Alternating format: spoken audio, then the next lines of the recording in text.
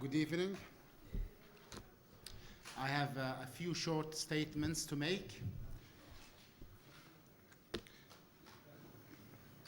Yesterday, Libyan authorities gave permission to a Turkish ship to enter the Misrata seaport to help evacuate foreign workers from Misrata.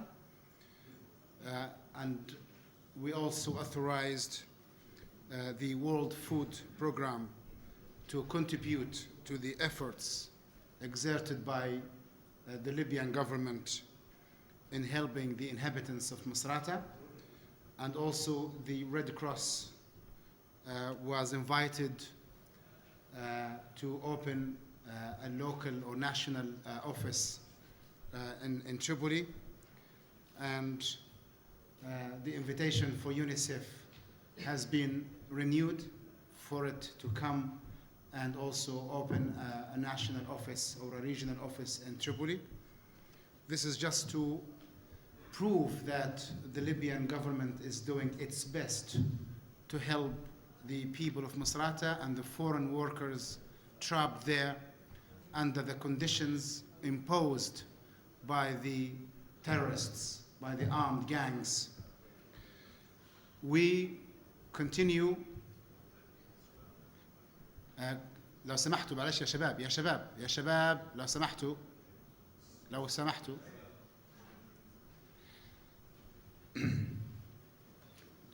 we insist that we are doing everything we can under the present circumstances to help and assist everyone, not just in Misrata, but everywhere in Libya, to be safe, healthy, and to live their daily life as they did before the events. This is, of course, made difficult by two factors that are outside of our control. First, the airstrikes that are killing civilians and soldiers and destroying buildings and making travel and movement very difficult.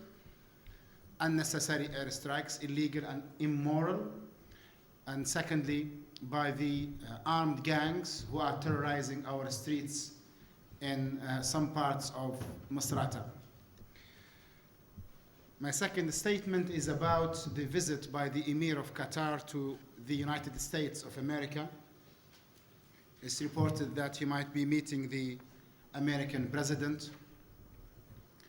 We would like to remind the international community that Qatar is a very small country that hardly has any indications of any democratic change or any open society, transparent social or political system of any kind.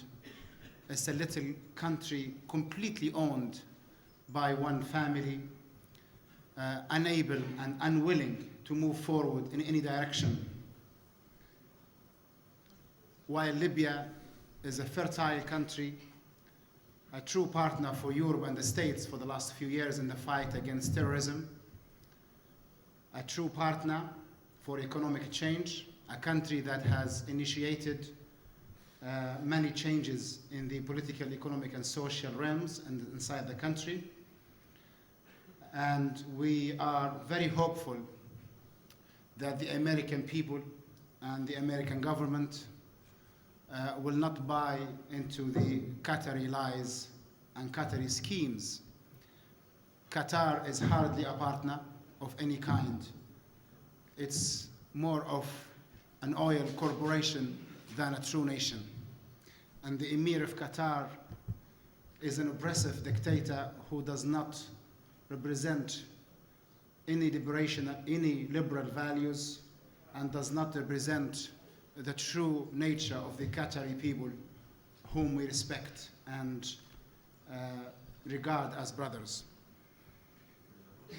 The French foreign minister commented that, this is my third statement, the NATO operations were not sufficient, were not enough, and that more was needed.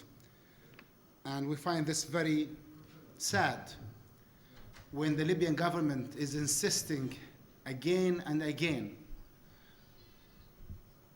and calling again and again to come on the ground to talk to us, just like the African Union did. And you saw that we fully accepted the roadmap laid out by the African Union, the legitimate and natural umbrella of Libya as a country. Libya is an African country. If you have a trouble in France, the African Union has no right to intervene and decide the future of France. You know, the European Union is called to help France solve the problem. It's just the same. People tend to forget these symbol and ABC stuff. We are an African country. The African Union came and proposed a peaceful roadmap for change in Libya. The leader fully accepted the roadmap. We, as a government, fully accepted the roadmap. And it seems no one is interested. No one is talking about the roadmap in the media. Many politicians are trying to ignore it, which is again another sign of some hidden agendas that many media organizations have and many governments have. I mean, this is a full map. And the rebels said no. No one accused them of being terrorists. No one accused them of harboring violence. No one condemned them for saying no to the peace map. Another statement made by the Italian foreign minister, who said that any roadmap, any political proposal for a change in Libya has to include the stepping down of Muammar al-Gaddafi. This is another imperialist way of thinking, that an Italian minister thinks he can decide for Libyans what they want and who they want. I stated before, and many of you were present, that we accept any proposals for peace as long as they help Libyans decide their future from within. No one decides Libya's future from without. And we said we challenge everyone to find anything wrong with this statement, morally or legally. Why don't Italy try to cleanse its soul from the crimes committed against the Libyan nation 100 years ago? For those of you who don't know, 1911, 100 years ago, Italy attacked Libya with full power, murdered half of the Libyan population according to the Italian sources, within 20 years of murderous, bloody occupation that started before Mussolini and accelerated with fascism. It's very sad that in 2011, we are seeing the ghosts of fascist Italy. And instead of the Italian state coming in peace and saying, we realize that you have problems, you have a political crisis, you have an armed rebellion, people need change in Libya, we would like to help you make this change. Send fact-finding missions, observers on the ground, humanitarian aid, and propose change from within the Libyan nation. Instead, they say Libyans can't choose Gaddafi as a leader. Well, what if we hold elections and most Libyans chose Gaddafi? What would the Italian foreign minister say then? Who is he to have a precondition against the Libyan nation? We said we accept elections, any open political system, any referendum in which everyone is challenged, even the leader himself. What does the world want more than this? We said international observers, full United Nations supervision, full African Union supervision, fully transparent change in Libya. It tells you, for those who think professionally and morally, that there is a hidden agenda. We are ready to fight if it's necessary, not the Libyan army, but every Libyan man and woman and every tribe in Libya. I will fight My mates you see walking and helping you in this hotel will fight. Our families will fight. Our tribes will fight. Our towns, our villages, our cities. This is not talk. We are a fighting nation. We fought against the Italians. We fought against the Turks before that. And when Muammar Gaddafi came, he liberated Libya from the direct and indirect occupations of the Italians, the French, the British, and the Americans.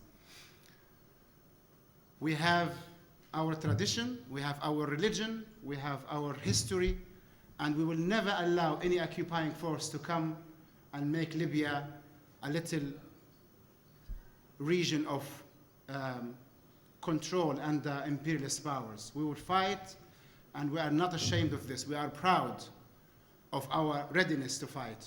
We don't want to reach this stage. We want peace. We want the international community to help us make peace within Libya and save the whole Mediterranean region from complete disaster. You only have to think of Somalia. Fortunately enough for Europe, Somalia is quite far away, so they can look at it from a distance and report it now and again on the news. But if the same thing takes place in Libya, it will be a nightmare for Europe.